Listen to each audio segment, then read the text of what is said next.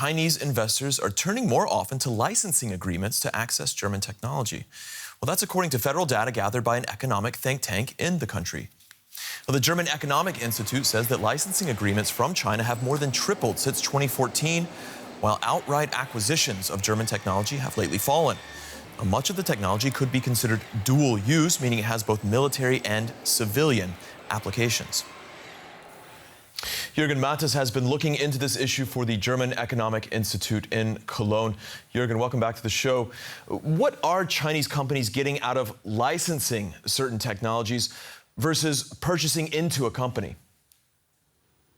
Well, obviously, when purchasing into a company, you get full access to all technology, all the knowledge of a company. When you buy licenses, then obviously you are much more targeted and get more limited access. But if a company or wants to license some of their technologies, then you can pick and choose. Is this then a second best option for many of these Chinese firms because they can't buy into companies like they could maybe before, earlier in the decade? It appears to be like that. We have more restrictions indeed on the takeover of European firms, especially in critical infrastructure fields and some technologically intensive fields. The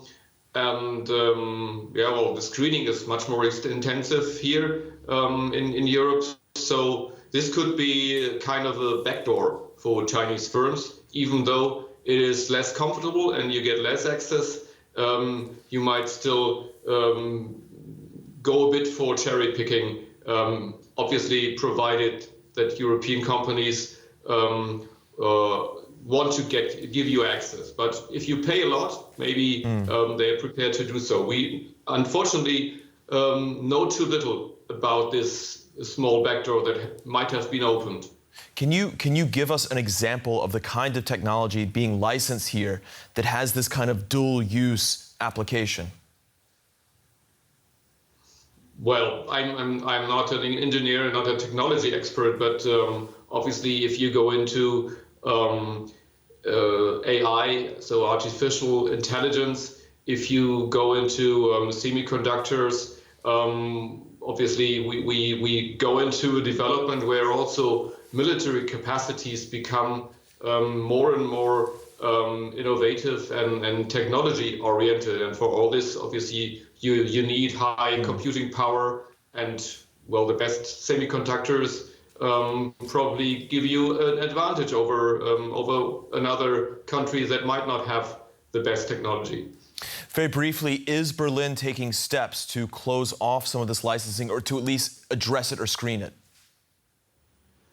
Well, I guess that Berlin is already taking note of that.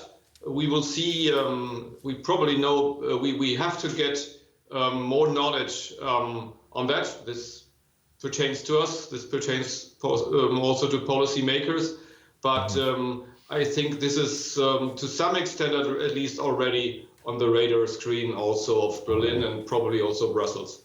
All right, Jürgen Mattes with the German Economic Institute in Cologne. Thank you.